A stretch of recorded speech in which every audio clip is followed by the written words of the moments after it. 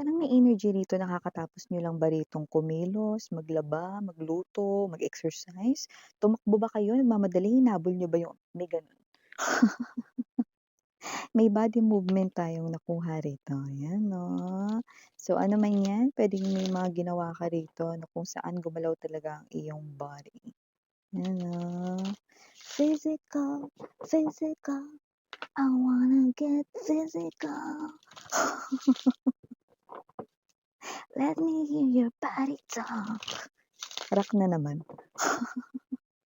So let us see. Ooh, look at that. An energy right here 'no, na nakikita ko rito. Yeah, others viewed it agad-agad 'no, as marriage card 'no, but here nagsusumigaw rito ang energy 'no, na parang, um, magtitibay muna 'no, or pagtibay ng, samahan. Yun yung nakikita natin dito 'no, na maaaring mauwi sa kasalan. Yan ang ating aalamin, 'di ba? Pagtibay ng samahan, hmm, let us see.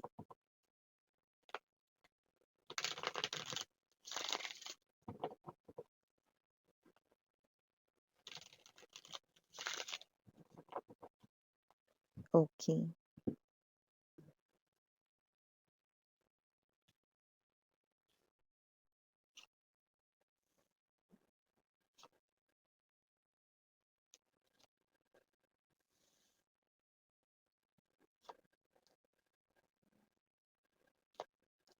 Oh, okay. Center of the reading, the Six of Coins. Ooh, Two of Coins. We now have the King of Cups right in here, Two of Wands. Woo! The Eight of Wands energy. Para sa inyong bottom of the deck, we've got the Chariot, Three of Cups in the Six of Cups energy.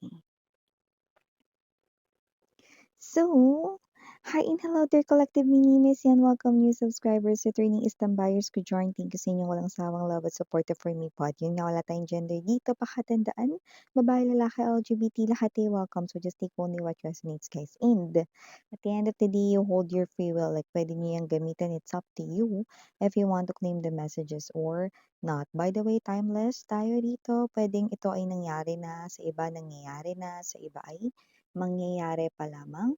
But I do see 'no, na meron dito 'no, someone, mga babes 'no, na nakikita kong after or pagtapos nitong pangyayari na ito, there's this specific situation, there's this specific, event 'no, wherein pagtapos nito gusto niya pa ng more sa'yo. Yan 'no, more pa daw from you guys. Ano, kinakabahan naman ako diyan, miss yan. Ano ba yung more na yan? Don't get it wrong mga babes 'no, we have here this Two of Swords in reverse, Queen of Wands energy. This could be a new connection right in here, bago lang. Puwedeng bago mo lang nakilala, puwedeng may age gap sa inyo 'no, very slight age gap, but doesn't have to be na it's too far 'no, yung difference ng inyong age. Just take only what resonates, that might be a clue to some of you, okay? But whoever this new kakilala, new ka-connect right in here 'no, this person 'no, pagtapos ka niya rito 'no, na makausap, pagtapos ka niya rito makakwentuhan or makilala 'no, gusto ka pa niyang makausap ulit. Excited pa nga siya rito with this Page of Wands energy na makita ka ulit, na magkausap kayo ulit, yun oh. Gusto niya pa daw ng more talk or conversation sa'yo. Gusto niya pa ng makasama ka ulit at makakwentuhan dahil magaan daw ang loob niya sa'yo. For some reason, nagtataka rin siya with the Two of Swords in reverse, no? Because hindi siya yung klase ng energy na komportable agad, no? Sa bagong kakilala or sa bagong kakonect, no? But for some reason, no, you are appearing as the Queen of Wands energy, no? magaan ka kasama 'no, nakuha mo agad rito yung kanyang loob 'no, and at the same time, you're funny raw 'no, nakakatuwa ka raw rito 'no. So, hindi naman sa nakikita ka niya bilang bilang clown or whatever na payaso. Kundi ibig niya lang sabihin masaya kang kasama 'no, hindi ka boring kasama, or kausap. So, I do pick up right in here that this person is also seeing you as someone 'no, na matalino 'no. Parang may energy ka dito 'no, na kapagka ang situation ay kailangang pag-usapan ng seryoso, then you go serious. But if the situation calls for some kind of, um light lang yung vibe or whatsoever, kaya mong dalhin yung inyong pag-uusap 'no, ng hindi talaga nakaka-boring. So, definitely this person right in here wants more from you. But for others nakuha natin dito 'no, na yung iba mga babes 'no, yung tinutukoy dito na na situation, event 'no, or what is that kind of, pangyayari 'no, yung iba mga babes 'no, possible rito na nahawakan ninyo yung kanyang hand 'no, accidentally na maybe this is you na parang may energy kasi kayo rito na parang mahilig kayo rito 'no, na parang, touchy kayo no, in a way na kunwari, "Halika tawid na tayo," 'no, ta's hahawakan niyo sa kamay 'no, "Tara tawid na tayo," 'yan 'no, or haakbayan ninyo, "Tara tawid na tayo," yung pang gano'n. Pero para sa inyo 'no, wala yung malice, 'di ba? Wala yung mali siya mga babes 'no. So, I do see right in here 'no, that this person right in here wants na mahawakan mo ulit ang kanyang kamay 'no, or maakbayan mo siya ulit na gusto niya pa daw ng more. You know? Yung iba gusto rito 'no, na makita ulit ang inyong mukha 'no. So, I do see right in here that whoever this energy is so excited to see you again, okay? So definitely magme-message ito sa inyo 'no, at may pag-add dito at palitan sa social media platforms 'no. Ano ba yung social media platforms mo yan? Facebook, Instagram, Viber, Telegram, might be email or palitan ng number 'no, the SIM card 'no, number. So I do see that whoever this energy is na magpapalitan kayo dito ng phone calls, others dahil timeless tayo dito nangyayari na 'to. Alam mo kahit hindi mo siya nakikita, even if it's not video call, this person here, his or her face card, smiling. Yun oh, ngumingiti siya dito mga babes 'no, habang kausap ka niya kahit hindi ito video call, chat man ito, text man ito, tawag man ito, voice call, yeah, this person here is smiling while talking 'no, at may energy siya dito na talagang alam mo yung energy na 'pag mapuputol na or matatapos na yung pag-uusap ninyo, ayaw niya 'no. Baka iba na yan, baka iba ng nararamdaman. So, kung sino man 'tong energy na 'to 'no, pagtapos talaga niya kayo ditong makilala, makausap, I don't know if it's, when we say event, it could be a birthday party, maybe someone's wedding, maybe someone's, ceremony, might be christening, binyag right in here 'no, or even a reunion 'no, together with friends 'no, get together, whatever, okay? Maybe you've met this person there and then pinakilala, nagkakilanlan, you've talk 'no, and this person right in here wants to see you again, wants to talk to you again, wants to have that conversation again. Uy, tuloy natin yung pag-uusap natin dito, sa Messenger, sa Viber, 'yan 'no. Ano bang number mo? Akin yung phone mo. Yun 'no, papalitan ng mga number. So definitely Six of Coins energy, there's this giving, reciprocity, equal give and take 'no. "O sige akin na yung number mo, sige tawagan kita, sige ganito, sige add kita, ito yung Facebook ko." 'Yan, 'di ba? So whatever the case may be, 'yan 'no. Alam mo mga babes 'no, nakikita ko lang talaga ngayon which is very present ngayon sa reading na ito 'no. This person is someone na nakikita ko dito very giving sa inyo, pero with the Two of Coins energy 'no, mukhang nakalimutan niya na rito na may mga importante pa siyang dapat gawin.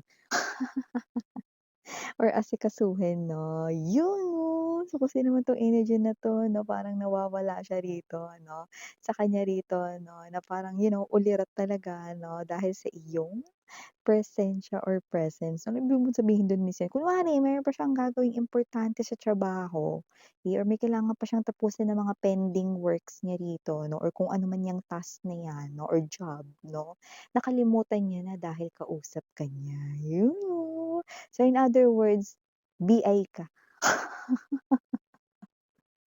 bad influence ka. Charot, charot, charot 'no. Pero yes, nakakalimutan niya rito 'no, meron akong mga nakikita rito marami sa kanila 'no, hala, nakalimutan ko gawin yung pinapagawa ni boss, 'yan 'no, paano na 'to?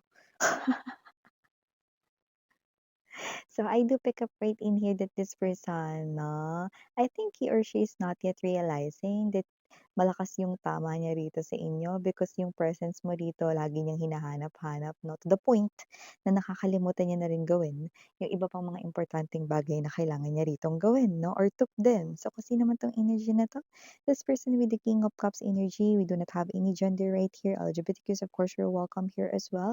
This person, okay, is wanting this more from you guys, more connection, our bond deepens right in here, 'no? Gusto niyang ituloy-tuloy ito, 8 of Wands energy, 'no? And this person here nonstop. Yung nakikita ko rito na pagbibigay niya sa inyong connection, 'no? And with this, mga babes, 'no, ayaw niyang matapos yung time agad-agad, 'no? Nalulungkot siya rito kapag kunwari tatapusin niyo na yung message niyo like, "Paano ba 'to? Anong oras na? Kailangan na nating matulog kasi may pasok pa tayo bukas." Gano'n, 'no? You do not know but this person here is nalulungkot siya rito, 'no? And after the talk 'no, this person here is still thinking 'no, nire-reread or binabasa niya yung mga conversations ninyo, if it's a chat or if it's not a chat and if it's a voice call, this person keeps on recalling 'no, yung mga pag-uusap ninyo 'no. Oo, alam ko yung mga ganyan. 'Pag mga ganyan mga babes 'no, hindi na yan kailangan ng psychic medium or, energy, reading 'no. Mga ganyang galawan alam na this 'no, yan ang tinatawag rito 'no na interested siya sa'yo. Yan 'no, saan kaya papunta ang pagiging interested niya rito sa inyo? Chariot card energy, 3 of Cups 'no. You will be friends, yes, you will become friends right in here 'no, and look at that. The very intriguing Six of Cups. Bakit naman very intriguing miss yan? Because with the Six of Cups energy, this is an energy here of someone na dahil nga mas makikilala ninyo yung isa't isa 'no, because of this friendship 'no, because of this bond, because of the moments or memories that you're gonna share together, mas lalalim yung kanyang feelings and emotions. And like what I've mentioned, dito pa lang 'no, this person here already became the King of Cups. So meaning to say, this person might not be realizing it, but subconsciously, he or she is already interested with you, you know? So I do see that with the Six of Cups energy, this person will feel more comfortable sa'yo to the point na posible talaga siya ritong ma-in-love, no? And it is not by accident, no? Na mai-inlove siya rito. It is because, yung iyo ritong presence ay talaga namang kabog. Ayan, oh, kabog. Dahil nga yung iyo rito 'no, na personality, character, behavior 'no, yun yung mga gustong-gusto niya talaga, no? So nakikita natin dito mga babes na this person here wants to know more sa'yo, about sa'yo rito 'no. Ay nakikita natin dito na kung gusto ninyo talagang itawid, both of you, na magkaroon kayo rito ng as in tinatawag na relationship, ay naku day.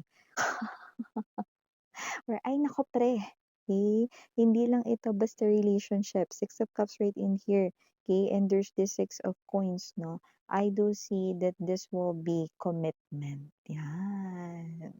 Yes 'no, yung mas serious, and that's what we call commitment. So yeah, for the initials right in here, I know, we have here letter N. We also have here the letter E. Andito rin mawawala ba ang letter M? Of course, nandito rin ang letter K. We also have here the letter A. And last but not the least, the letter R. So for the numbers, you could be seeing a lot of number six or number twos. No? Number six right in here is an energy of soulmate vibe.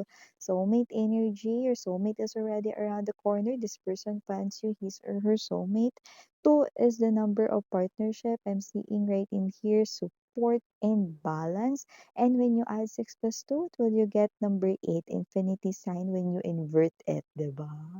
So I do see that this is something here na kung gusto ninyo na i-escalate or i-upgrade ang inyo ditong connection, this is not just a relationship that I'm seeing, it's a commitment. You know. So yeah, ito yung mga messages right here for you guys. Thank you again, and Yuriana on Sarah ngayong Love and Light. Annyeong.